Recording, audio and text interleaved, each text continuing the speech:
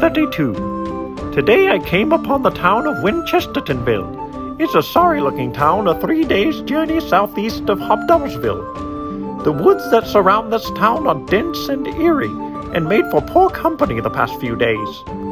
I'm glad to find a place to have a drink and replenish my tobacco stores. I met a peculiar man from the far north in the inn here. I have not seen the like of his kind this far south. He seems rather stupid, but made for good company. There was a stir in town this evening when a creature of unknown origins landed his magic vessel in the wheat fields just east of town. I witnessed some townfolk attempting to capture the creature, but it evaded their grasp. After which I got a good look at it, a bipedal talking rabbit that stands taller than I. His skills in artificery are beyond anything I have seen or read about. I suspect him to be from a plane beyond that of our own. I hope to learn more of his origins in the coming days.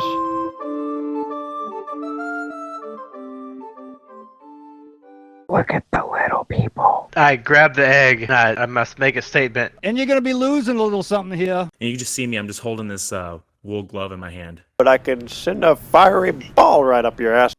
Point of order, Axe is left the tavern. Peewittle is headed from the fields or into town, and Fiver is following behind him, carrying all his stuff. Anyone wants to just get us kicked off? Otherwise, I'd say we can start with Axe. As I'm leaving the town, I'm in a state right now because I'm just having a bad day thinking about my wife that's gone, that people think is eaten by wolves, but I believe something else happened and I just don't know what's going on. But I'm also being haunted by the visage of her that I keep seeing every now and then.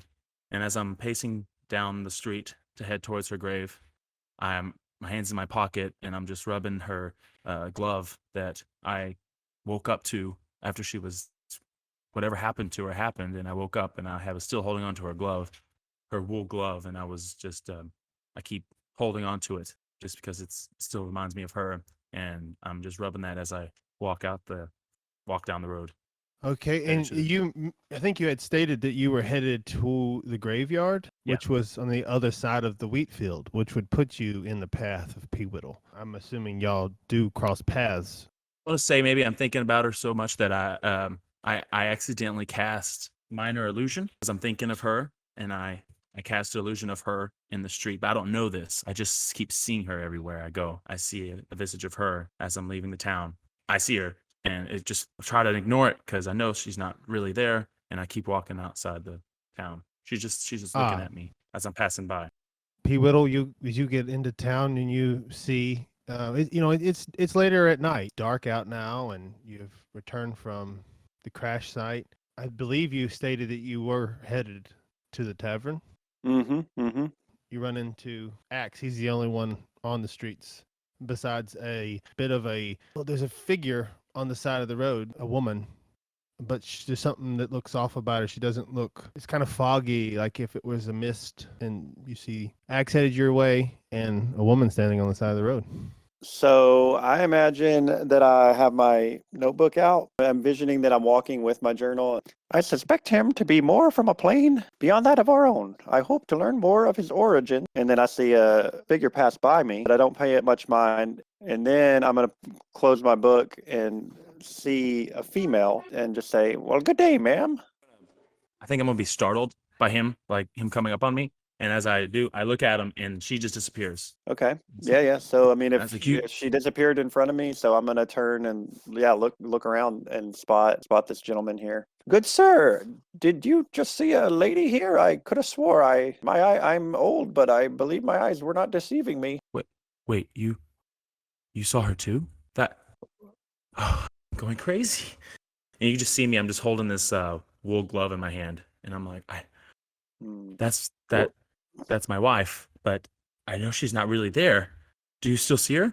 No, she's disappeared, my boy, but she appeared to be some kind of illusion. Do you happen to have some magic in you, boy? Oh, me? Not that I'm aware of, but strange things have been happening lately. Could that be the cause of it? Well, I do believe so. I've been around magic my whole life, and it could have been some illusory effect caused by your psychology, my boy. Yeah, roll for Arcana. Roll for Arcana. know everything, baby. Are you 23. in the app? Axe is kind of ignorant to everything that's happening to him. But since you rolled so well with your Arcana check, not only did you know exactly, that it's an illusion that's happening and that's being caused by him, but you would also know that this is not like illusions you've seen in your travels that look more more like a showman, but the part of the passion that's wrapped up in his magic or in whatever is being in him, that there's more to this illusion, that there is something more tangible about it than what you're used to seeing. Well, my boy, I see you have that leather cloth in your hand there. Can you tell me a little more about it? That's a key component in a cantrip that is called minor illusion. Are you sure you don't have any magic history? Oh, I mean, no one in this town does. I mean, not that I know of, anyways. Magic's not very common around here, so how do you know about this? Well, as you can tell by my long beard and my gray hair, I'm an old man, and I've been studying wizardry for a long time. I know my cantrips very well. I'd love Oh. to speak with you more about it if you'd like, but I'm getting a little tired, so I'm headed to the inn. I would very much appreciate that, sir. Sorry, what's your name again? P. Whittle Longbottom's the name. Mr. Longbottom. Okay. And you're staying at the tavern tonight, or where should I meet you? I'm headed to the Drunken Goat, yes. Okay, that's good, because, yeah, I don't know what I'm doing, and quite frankly, I've been scared ever since the incident. But yeah, I understand, and I'll wait till morning. Have a good night, Mr. Longbottom. And I just kind of walk towards the field. Okay, so you're continuing on to the graveyard. P. Whittle's Yeah. continuing on to the tavern. Fiver, what's going on with you? Yeah, I figure I probably a few moments behind since I was collecting all those items, and so I probably come waddling up, like you said, stupidly carrying my arms like this, carrying as many things as I can, trying not to drop them. Probably making a lot of noise also as stuff clings around. Kind of hurriedly because I wanted to catch up with P. Whittle as a protection, strength in numbers. Okay. Once I decided that in the field that I was all alone at night with things in the woods in a land I don't know where I am, I hurriedly gathered that stuff and started trying to catch up. That's kind of what I was imagining was going on. Okay, so as I obviously see him coming down, and Axe throws his cloak to the side a little bit and puts his hand on his blade, like, what's going on? And then he sees it, and he's like, and as Fiver walks by, he just looks at him and says, Rabbit? Oh, it's you, Mr. What The was name's your Axe. name? Yeah, it was Belt Dagger Man, right? Weldersmith. But yes, I do have a belt of daggers. Oh, yeah, that's great. Hey, look, it's Peanut Brittle. That was your name, right? I was pointing at. No. Oh, you holler ahead. Yeah. Peanut Yeah. Brittle. Wait up, Mr. Peanut Brittle. I'm just shaking my head, but I stop and wait. Okay. I head and- towards the grave. I continue heading Okay. And, away. and Fiver's just jingling on past Axe, like, nice to meet you and all that stuff. Nice. Hey, wait up, wait up for me. Oh, I'm glad to see you. You followed me. What can I call you? My name's P. Whittle. I believe I told you, but I never caught your name. My name, my name is C Little, Mr. C Little. P. Little. No, we're gonna roll for that. Roll for deception and insight there. Oh, how do you epically fail in giving your name out? So not only What- does P. Whittle not believe that your name is C. Whittle, but that he also can tell that you've lied about a lot more than just your name. Well, my boy, I once knew a bard named C. Diddy, but I don't believe that's your name, and I think you've been keeping much more from me than you're leading on. But I'm still curious about you, and I don't mind your company. So if you want to come with me in the inn, so be it. Yeah, yeah, sure. Hey, would you mind giving me a hand? It's kind of heavy with all this stuff. Oh my God, I'm shorter than you, man. But sure, let me see what I can do. You can you hold this one? And I gesture towards the chamber pot. Careful with that one. It's a little slippery. It's a little slippery. Hey, I'm gonna roll a d20. If it's 11 or higher, it's brand new. If it's 1 through Okay. 10, it's been used before. And I rolled a 12. It's brand new. Oh, brand new. Lucky. Yeah, so the only one who knows what these items are and what they do is Fiverr. So if you want to roll Arcana, let's just see what you roll. But it's like- It looks like a really nice vase with confusing writing on the side that you know there's more to it than that, but you can't really tell. yeah, so I just grab it. Sure, I'll take it for you. And I'm holding the chamber pot. Y'all can continue on to the tavern for just a little bit. I'd say that the field was a little more than a quarter mile away from the tavern, and you've traveled half that distance. When you met Axe, you traveled a little bit, so probably 1/8 to 1/10 of a mile still to go to get to the tavern. Axe has just gotten to around where the field is. Hey, welding man! Yes, Rabbit. I'm gonna take out my flashlight and I'm gonna turn it on. And I'm going to. How far away is he from me? 20 feet. Hey, welding man, think fast! And I'll kind of toss it to him, like not throw it at him, but toss it to him with But the light. like end over end. So I would have held it by the hilt and turned it over and turned on the light. And then, just kind of tossed it hilt or pommel forward towards him. But I wanted to gesture that it was obvious what I was doing. Remember, you don't know this man very well. Just threw a light at you. I think what's going to happen is Axe going to freak out a little bit because this guy just made this dagger glow, and he threw it at him. And so he's going to raise his hands up to like block himself. And he's going to cast Mage Hand unknowingly and see if it catches it or something. So as I'm doing it, it just looks like my hand with a glove on it, and it's just extension of myself because that's what I'm projecting. I'm like, I don't know magic. I don't know what's going on. I just know that out of a reaction, I'm like, what the? And I've raised my hands up, and it just another hand appears further up to like catch it. Yeah. The spectral hand is a little further away from your hand. And roll dexterity. Rolled an 8, -1. The mage hand is up, and the light end just smacks the hand, open hand, and falls down, 5 feet. You can bend over and pick it up, and it didn't hit you. But since he didn't, I'm not having it flip over and over, so it did hit light first. It like clangs on the ground. Yeah. Hey, careful with that, man. What did it hit? It didn't even hit me. I expect to get that back. I bend over and pick it up, and I say, thanks, Rabbit. See you around. I'm just like shining it everywhere. I don't know what's going on. Clayton, did P. Whittle observe any of this, or was he just trying to find that bed? He saw it, and there's still some distance here. Yeah, so I'm gonna I envision that Giblet is on in my collar, kind of at my neck. Oh. So I just want to whisper to Giblet, this boy's got magic in him, and he doesn't even know it. Zach, you gonna pick that knife up? Yeah, no, I picked it up and I'm like shining it everywhere, looking at it. It's like blinding me.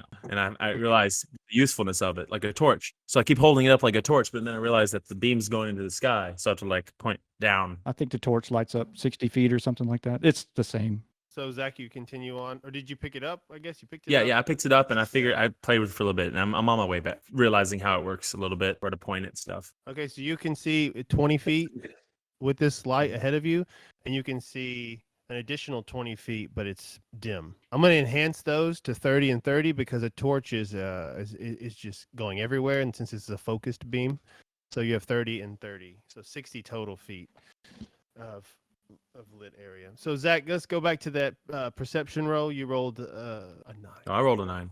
With a 9, oh, I'm just shining it straight ahead of me. you just perceive a nice evening, some leaves rustling, some insects chirping and whatnot as you continue on. I'm gonna have the guys headed into the tavern. If y'all would roll perception, I'm gonna say that you are closing in. You're probably about 100 yards out. So you hear 2 howls happening in the far distance. These howls take place on the other side of the tavern, off into the deep woods.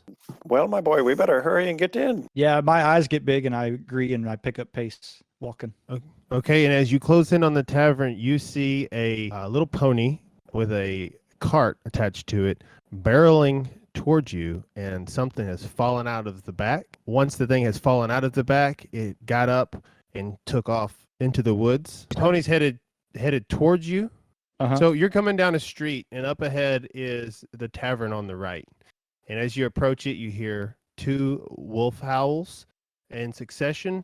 And as you hear them, the horse or the pony is startled and begins to run towards y'all as something falls, and you see that it is a human, hops up and takes off running. I'm gonna Yeah. move. I'm gonna step out of the way and cast Mage Hand as myself in front of the horse, essentially trying to halt it. I mean, I can hold up to what 10 pounds ish. So I mean, if you would allow it, I guess I could say I grabbed the reins, as it were, to try to slow it Put 10 down. I mean, pounds I'll of let pressure you. on it. It looks a bit like an orc hand, kind of monster-like. This is because he's into Orukai, as it were, the lore and studying them and whatnot. So his mage hand typically takes the form of an orc.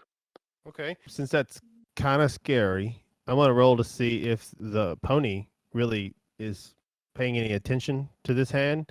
And then I want you to roll, and we'll see if you roll with disadvantage, animal handling. He's not scared of it. And then I'm doing animal handling, you said? Yes. Dang, it's close. You go to grab the reins and you just miss the reins. The horse sees at the last minute, he kind of sees the motion. He doesn't really see what it is out of his side of his eyes, or he's in his peripheral. He sees the hand and kind of leans his head away, just missing the reins, still headed toward y'all, passing by you at that moment. Both of you roll for dexterity.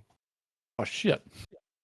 I roll a 4. As this pony, which is miniature in size, but looks like a Clydesdale compared to Peewittle, as he's barreling down to you and you're trying everything you can, you're not quite able to subdue him and you can't quite get completely out of the way. As the horse passed you, the cart that was in tow, the wheels caught both of your toes. I'm gonna say you both split, and it ran over both of your right foot. You took a D4 of damage. As the horse passes by you, he starts to calm down a little towards the end of the street there. Ouch! Peewittle took 3 damage. 3 on Can't 7, quite- that is. Can't quite afford. I'm about to be dead, bro. Okay, let's hop back over to Zach here at the graveyard. Okay, so I'm approaching the graveyard, approaching her grave, and I just get down on my knees. He's still rubbing that glove, trying to take in what the wizard said, but still not understanding exactly what's going on at the time. He just doesn't know what to do, and he just says, "Clara, I'm lost. I don't understand what's happening. I don't know what happened to you. I just don't know." And as he bows his head, he just kind of has a flashback to the first time he came to this grave right afterwards. Right after that thing happened, they were walking down the pathway where the field was, kind of going into the woods and stuff, their daily walk, and out of nowhere, just bright light, like a bright white light shined on him, but just everything kind of whited out because it just came so bright. All he remembers is passing out, and then when he came to, she was gone, and all he had left was her wool glove, and everyone said it was wolves. He thinks it was something different. It just didn't feel right. No one really believed him when he mentioned some bright light or whatever. He was just lucky in their eyes. And then he's sitting there at the grave site for the first time, doing the same thing. And as he does, he unknowingly casts Mage Hand for the first time. He just feels a hand on his shoulder, and he just swears out of the corner of his eyes that he could see her walking past. But when he really looked, everything just went away. That's when it all started. In that flashback, you had a flashback of the day your wife disappeared, and then your flashback kind of sped up to the first time you visited her grave, which is when you felt the mage hand on your shoulder. You thought you saw something, and you looked, it vanished. And as you're really sitting in those emotions, you hear a young boy's voice say, "Mr. Wildersmith, what are you doing all the way out here? Oh, is that Clara's grave?" I look up. Behind this boy is a larger Clem, who we've met before, the farmhand. And he's like, "Max, how you doing?" Doing good, Clem. Julian? Yes, this is where we put the stone. I just don't know if this was the right thing for us to do. I mean, we never found her. "Oh, Miss Clara. I liked Miss Clara. She always gave me hard candies. Mom and Dad Anyways, are buried just right over there. So we come here sometimes, me and my brother Clem. Ain't that right, Clem?" Mom and Pop, they like pigs. I like pigs." Me too. Me too, Clem. And I get up and I just kind of dust off my knees and say, "Mr. well, Wildersmith, good day to you both. Yes. Mr. Wildersmith, why is she buried in this part of the graveyard?" Oh, Yes, with the rest of the Winchesters, yeah, it's Yeah, why isn't she Well- buried over here with the rest of the regular townsfolk? She's in this fancy part. because she's Mr. Winchester's daughter. But that's another story. Anyways, Roll yeah, perception. surprised. Okay. Oh man, 4.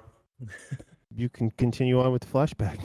Well, Julian, Mr. Winchester had the daughter, and she was an amazing girl. I don't think they got along very well, but anyways, he insisted that I don't spend money on another plot, so this is where she's gonna be buried now, or at least the memory of her. As you're explaining that to young Julian, you can take a three slashing damage. You are completely taken out of the flashback and are on your back near the grave with a boar on you. You reach up with your hands and you grab it by the tusks, and I'm gonna let you take it from there. I grab him by the tusks. I try to throw him to the side so that I can reach my weapons, or I try to, yeah, okay. Natural 20, guys. I throw him as hard as I can, and he hits the stone, Claire's stone. Okay. Bludgeoning damage. So I'm gonna do 2d4s for the damage to him. 3 and 1, so 4 bludgeoning damage, but also you threw him so hard you pulled one of his tusks completely off, causing an additional d4 of 3, so a total of 7, which is massive for this enemy. So He's gonna grab that tusk and he's gonna stick it in his belt next to the other daggers. He's got a few more slots empty to hold a few more things. okay, so I roll a d10 for the massive damage. So the And creature is nice and stunned. Okay, I rolled a d10 for the massive damage you just caused to this thing, and I got a 5. And a 5 is the creature is stunned until the end of its next turn. So you go again. Why don't you go ahead and roll perception for me? This may help you. 16. Okay, yeah. So you can tell that this is not obviously it's a boar, but now that you've thrown it, you've stood up and you've looked down at it, you can see that this boar doesn't look quite right. Something is wrong with this boar. It's mutated in a way. It's been infected. It has a huge claw marks down the side of its body that they don't look all that old. They're no longer bleeding. He's over there just like, he's kind of grunting and snorting and shaking his head as blood trickles out of side of his face where the tusk used to be. Well, I'm going to see this, and I'm going to stab it with his dagger. So he's going to run up. He's going to walk up, see if he hits. 15 plus 2, 17 to hit. Hits. All right, I'm going to come down, and I'm going to try to get him right in the heart. I'm gonna gig It's him, going to be 3 piercing damage. and that's gonna do it for the boar. You don't hear a whine or even a whimper come out of this thing. You hear more of a gaseous release as it just rests, comes to a rest. Its heart stops beating. Its body stops moving. Yeah, I got some rope on me. I'm going to hog tie it, and I'm going to drag it back to town because I noticed that it's got something wrong with it. So if there's something wrong with this boar, then it might be affecting the other animals around here, and I'd like to just out of responsibility Okay. take it to town. Yeah. So we cut back to P. Whittle and Fiverr, reeling from the damage from the wheels that they took. What is y'all's next play here? Lord, was that a pony with a wagon carrying a crate with a man in it? Of course it was. What are you? What do you think we are, blind or something? Gods be damned, my toes are so weak. I'm in pain. I need to get into this inn. You look like a man that enjoys reading. And I toss him the little book. You can either do dexterity to catch it, dexterity to get out of the way. P. Whittle, a book is hurling towards you. A tome. Yeah, well, like I said, I'm hopping on one foot at this point. Foot in my hand. I essentially look up and try to grab it, but I'm on one foot. Actually, Like, Fiverr, roll roll a disadvantage. strength check for me. What did you do in D&D? Well, we tried to figure out how to toss a book in the air. 10. You toss the book, but you're not as strong as you think you are. That book's kind of heavy, and it just kind of lands in between you on the Gotcha. ground. Can't you see I'm in pain, boy? I'll pick it up when I'm damn good and ready. Exactly. Unless something else is happening, I'm going to just take a few seconds for a breather, but then I'll go over and try to pick up the book. Yep. A period of time passes by, and you see, coming from where you saw the man fall out of the wagon, you see a large, burling man that you've seen earlier today come tromping out of the woods with a elf following him. And now we have Lenny and Ike back in the scene. I kind of cower behind Pee Whittle a little. Ike, slow down, my friend. My cardio is not what it used to be. Well, I have special eyes, so it kind of makes it easier for me to get through this area, but I can slow down just a little bit. Listen, when we get back into town, we need to find Mr. Winchester. Do you know anyone who might know where his whereabouts might be? Well, my buddy Axe, I know he took off right before Winchester, took that kid and all, but he's my best bet, the best opportunity of finding Winchester. If I remember correctly, he said he was taking the boy to his lab. So, maybe your friend, Axe, knows where Mr. Winchester's lab is. Let's proceed into town, and let's find your friend Axe. I haven't been home for 5 years, 10 years. It's been a long time. Cut me some slack. We'll find this guy. Let's go find Axe. Lead the way, but slowly. Okay, you had that conversation, and then you came out of the woods. Ike sees that little Sebastian had taken off with his wagon full of brewing gear. Fiver and Pee Whittle sitting down near the entrance of the tavern. So you walk up on a scene of a gnome wizard nursing a foot and 4-foot rabbit nursing a foot as well. So walking up, I notice the gnome and Harriet, and I see them, basically, caressing their feet, they hurt and stuff. And I nudge over to Lenny and I whisper, "Look at the little people." Lenny sees the rabbit. He kneels down to his level, and he looks into his eyes and goes,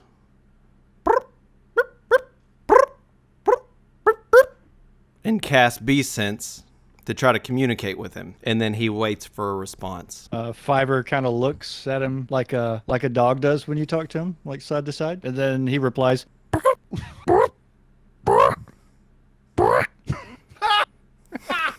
So Lenny stands back up and says, "This rabbit's brain is broken. He is clearly suffering from some kind of mental illness. And whenever a creature does not speak his own language, I've only seen him suffering from rabies. This rabbit must be put down, for it is the only moral... Sir. It is the only sir. moral option that we have for this rabbit." No, sir. No one's going to be raping me. No one's going to be raping me. No, sir. Come, Ike, hold the rabbit. We cannot allow this rabbit to continue suffering this mental disease. You can lie on the ground, rabbit, and just focus on your breathing. We will bring you peace, my friend. Hold him, Ike, as I prepare my axe. Hold on there, big man. Hold on there. Go to grab Fiver's ears. Well, before I let you try and grab him, we're gonna have to roll for this. Pee Whittle's trying to talk. Well, hold on there, big man. Hold on there. I want to hop in front of the rabbit. Okay, hold on there, big man. Hold on there. My ears are open, but I can tell you, every creature that I have talked to that loses their sense of their own language has only suffered from rabies. It is only our moral option to end his suffering and bring him peace, so that his condition does not worsen. Well, my boy, I don't believe you understand much. So I'll stand up. I'm assuming I'm eye to eye level with Lenny's crotch. So let me clarify. What he's trying to say is, and I'd like to pull out my pistol and point it right at Lenny's genitals. You lay a finger on me, and you're going to be losing a little something here, muscle man. Sounds good. All right, well, I'm going to leave it there.